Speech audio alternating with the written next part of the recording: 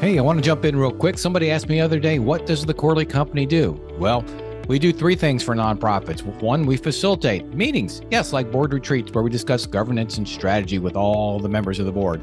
Number two, advise CEOs and help them as they make decisions and implement actions to drive their mission. And then finally, we produce podcasts such as this one, but also for a number of nonprofits to help you get the word out, get your message out. So if you're interested in any of these services, please feel free to reach out to Michael at thequarterlycompany.com. Now back to the podcast.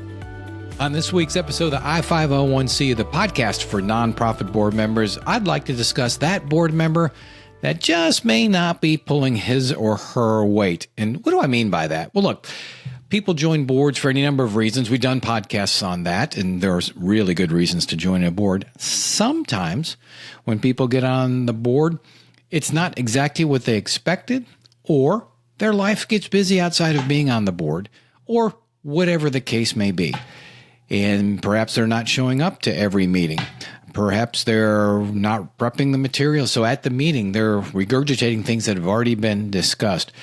Perhaps they're out not speaking positively about your organization, not intentionally, but sharing candid conversations that they shouldn't. So sometimes board members need to be coached or counseled on how to benefit the organization, how to be a proper board member. And whose job do you think this is? Okay, nobody in the audience can answer, so I'll share. It is the board chair's responsibility. Oftentimes, we like to defer to the executive director and let her or him speak to the board members, but that's really not fair, is it? Because that's their boss, and to have that type of conversation really isn't something that they should have to do or be expected to do. So the board chair, this is why you get the big bucks, and it's to have those conversations with the board members that need to be coached or counseled for whatever reason. Remember, your job as chair is to manage the board to support the organization. Yes, there's governance. Yes, there's fiduciary responsibilities, fundraising, but you manage the board. So when one of your quote-unquote employees, it makes the point, it's inaccurate, but they're your employees, is not performing as he or she should, you really need to spend some time talking to them to understand the situation. And so what I would encourage is just a phone call.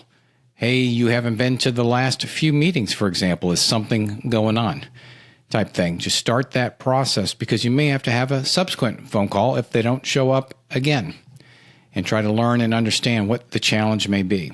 One thing we don't want to do is to be accusatory or to tell them, well, we're going to kick you off. Look, this is a volunteer position, and we want people to be this to be a joyous event and occasion for them to serve on the board.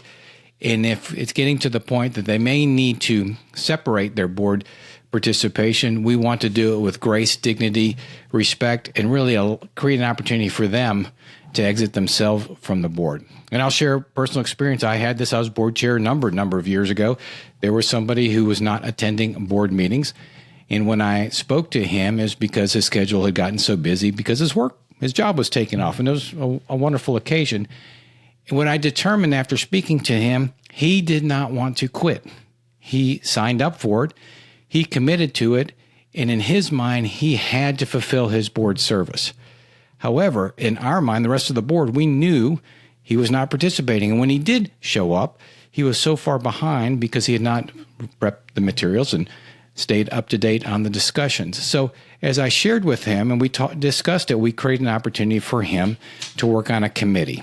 So he exited the board on his own fruition, came to that conclusion himself. We, of course, recognized him, celebrated him at a meeting, and then he moved into life after the board. In this case, it was a committee type thing.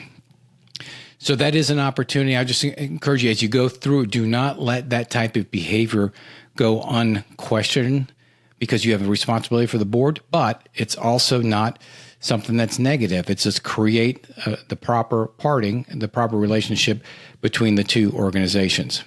Similarly, if you've got a board member who may be acting inappropriately at board meetings, and what I mean by that, saying things when he or she shouldn't, who just speaks way too much, let me say, because sometimes people have a tendency to speak way too much.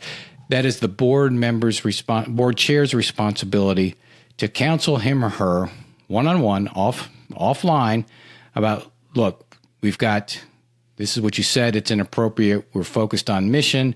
This is what we're doing as a board, how we need to behave. And you hope somebody would receive that coaching very, very well. If they don't, and that behavior continues, then you'll have to continue to address it and then have a meeting with a couple other board members and that person, and then make whatever decisive action needs to happen down the road. That rarely happens. Most people will see the writing on the wall. Most people want to be contributory to the board, and most people will listen to the coaching that they've received. Not all, but most will do. So you always have that exception. So what do you do with the exception? With that board member who maybe is not a team player, not pulling his or her weight, says things that are inappropriate. Well, I can tell you, textbook is exactly what I just said a second ago, and then you would vote him or her off if their behavior was so disruptive and was not contributory. The reality is you'll probably wait him or her out, their term out, because none of us likes to make those ugly decisions. And remember what I said, any parting you want to do with grace and respect, because they are volunteers, regardless of any trouble they may be causing. And what you would do is you just want to isolate them, make sure they're not on specific committees, and you can keep them on the board, but just make sure that they're somewhat isolated. And that probably goes without saying until their term, the duration. If you can't find some other exit strategy that I mentioned earlier, and oftentimes you can, whether it's an alumni association, post-board member alumni association, a committee, a project, something else to work on. So fortunately, that's very rare, but it does happen. And in this day and age, it's just reality. So while we all welcome board members, everybody's a volunteer, we respect that. As board members, we still have an obligation to contribute to the organization, to wear that ambassador sash, that badge with pride, to go out and fundraise, and to be positive about the organization outside of the boardroom. Leave any discussions, negative, grappling arguments inside the boardroom. Once you get out, it's all about the mission or the organization, and you shouldn't do anything to diminish the pursuit of the mission of the organization. So there you have it, my thoughts on what to do with a board member who's not living up to the expectations of the roles and responsibilities of the board. I'm Michael Corley, and I will 501 see you next week.